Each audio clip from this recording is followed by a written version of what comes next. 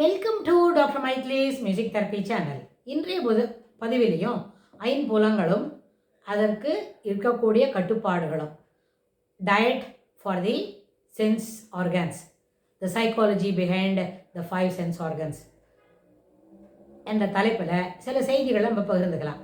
சென்ற பதிவில் பார்த்தோம், கண்ணுக்கு எதெல்லாம் இனிமையை தருமோ அதெல்லாம் தேவையானது.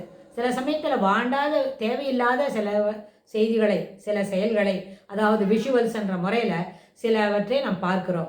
ஒரு டெரர் நிகழ்ச்சியோ, ஒரு இயற்கை பேரழிவோ, எதையோ ஒன்று கண்ணுக்கு நிதர்மாக பார்க்குறோம் அப்படின்னு சொன்னால், அந்த நிதர்சனமாக பார்க்கக்கூடிய என்ன செயல்கள் நமக்கு என்ன செய்யும்? சில நேரத்தில் நம்மளுடைய எதிர்மறை எண்ணங்களை நம்முடைய வளர்த்து விடும். நம் மனதிலிருந்து அது மறைவதற்கு ரொம்ப நேரம் ஆகும். ஏன் அப்படின்னு கேட்டால், இது அந்த அமிக்டாலா, மூளையில் அமிக்டாலான்னு ஒரு இடம் இருக்குது. அது என்ன பண்ணும்? எது ஸ்ட்ராங்கஸ்ட் ஸ்டிமுலியோ அதெல்லாம் அது ஸ்டோர் பண்ணிக்கும். அந்த ஸ்ட்ராங்கஸ்ட் ஸ்டிமுலியை ஸ்டோர் பண்ணிக்கிறது அது பாசிட்டிவாக இருக்குது, இனிமையான நிகழ்வுகளாக இருக்குது அப்படின்னா அந்த இனிமையான நிகழ்ச்சியும் ஸ்டோர் பண்ணிக்கும். அதை காட்டிலும் ஸ்ட்ராங்கஸ்ட் ஸ்டிமுலி அந்த நெகட்டிவ் நிகழ்ச்சி, அதாவது ஒரு இயற்கை பேரழிவை நம்ம பார்க்குறது, அதுக்கு அது ஸ்ட்ராங்காக இருந்தால் அதையே ரொம்ப நாளைக்கு தொடர்ந்து அது நினைவில் கொள்ளும். அதனால தான் எதிர்மறையான இருக்கக்கூடிய நிகழ்ச்சிகள், மேலே இயற்கை பேரழிவுகள், ஒரு டெரர் உள்ளது, அதே மாதிரி ஒரு வன்முறையை தூண்டக்கூடிய செயல்கள், அதையெல்லாம் நம்ம பார்க்காமல் இருக்கிறது சிறப்பு தரும் அப்படின்னு சொன்னோம். வித் ரிகார்ட் டு விஷுவல்ஸ், கண்ணை பொறுத்தன வரைக்கும் கண்ணுக்கு எது டயட்டு அப்படின்னு சொன்னால் இதெல்லாம் தான் டயட்டு. அது தேவையில்லாத உணவு, கண்ணுக்கு தேவையில்லாத உணவு. பார்த்து ரசிப்பதே கண்ணுக்கு உணவு என்றால், பார்த்து ரசிக்க இயலாதது அது என்ன?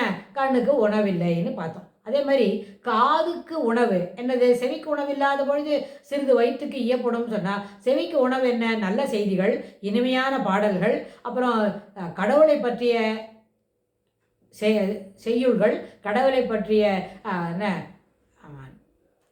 பிரேயர்னு சொன்னால் அப்படின்னா அவருடைய வழிபாடுகள், அந்த வழிபாட்டுக்கு சிறப்பாக இருக்கக்கூடிய பாடல்கள், இது எல்லாம் நம்ம என்ன பண்ணோம்? கடவுளுக்கு தொடர்புடையது எல்லாம் பார்க்கலாம். அப்புறம் பெரியவர்களுக்கு ஏற்புடைய செய்திகளை செய்வது, அப்புறம் நம்மளே நல்ல அளவுக்கு இனிமையான பாடல்களை பாடுவது, இது எல்லாமே செவிக்கு தேவையான உணவு. பாடங்களை விருப்பப்பட்டு படிப்பது, அப்புறம் என்ன தெரியுமா, நம்மளுடைய லிரிக்ஸு, நம்மளுடைய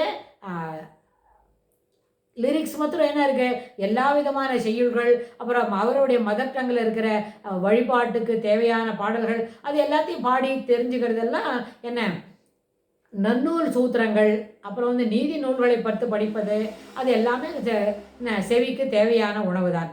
ஆனால் இதுவே நாராசமான வார்த்தைகள், ஏற்புடைய செயல்களை சொல்வதற்கு இல்லை, அவை வாயில் காதில் கேட்கறதே தப்பு அப்படின்னா அதை வாயால் சொல்கிறது மிகவும் தப்பு.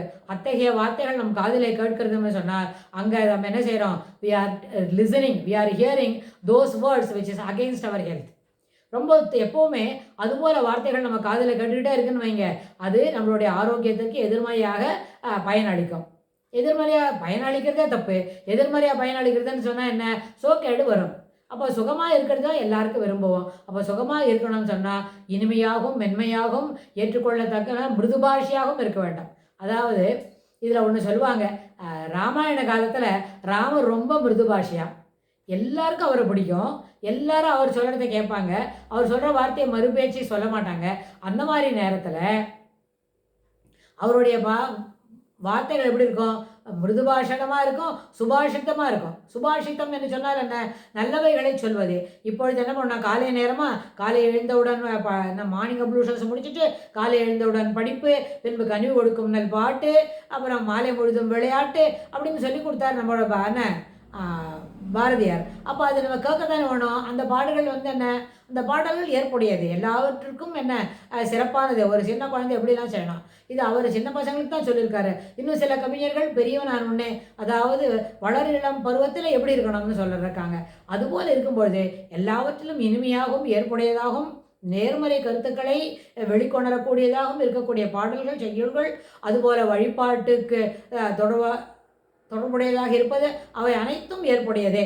அவை அனைத்தும் செவிக்கு உணவாகவே எடுத்துக்கொள்ளப்படும். இவை அனைத்தும் நம்முடைய ஆளுமை திறனில் சிறப்பான ஒரு பங்கு வகிக்கும். ஆனால் இதுவே நெகட்டிவ் வார்த்தைகள், எதிர்மறையான வார்த்தைகள், எதிர்மறையான செயல்கள் ஆனால் காரணம் இல்லாமல் அந்த டெசிபல் தாண்டி சத்தம் போடுறது, சத்தமான சத்தம் போடுறது இல்லாமல் அதில் எல்லாமே தவறான வார்த்தைகளை பயன்படுத்துவது, இவை அனைத்தும் நாம் அவற்றை கேட்பதற்கு ஒரு எதிர்த்து கேட்கும்படி நடந்தால், கேட்குமாறு அப்படி ஒரு நேரம் வந்துட்டுதுன்னு வைங்க, அது அன்றைய தினம் ஆரோக்கியத்திற்கு அது எதிர்மறையாக அமையும். ஆரோக்கியத்திற்கு எதிர்மறையாக அமையும் என்று சொன்னால் சோக்கேடு வரும். சுகமாக இருப்பது தான் நம்ம எல்லாரும் விரும்புவோம். ஆனால் இதுபோல் எதிர்மறையான வார்த்தைகள் ஆரோக்கியத்திற்கு ஊறு விளைக்கும், நம்மளுடைய ஆளுமை திறனை பாதிக்கும். அன்றைய நாள் முழுக்க நம்மளுக்கு என்ன இருக்கும், ஒரு எதிர்மறையான எண்ண ஓட்டங்களே இருந்து கொண்டிருக்கும். அதனால் செவிக்கு உணவு என்பது இனிமையான வார்த்தைகள், இனிமையான பாடல்கள், ஏற்புடைய சுபாஷிதம் சொன்னால் சிறப்பான வார்த்தைகள். யார் எப்படி இருக்க வேண்டும், எங்கனம் பழகிக்கொள்ள வேண்டும், அந்த பழகுவதில் என்ன சிறப்புகளை நாம் வெளிக்கொணர இயலும்.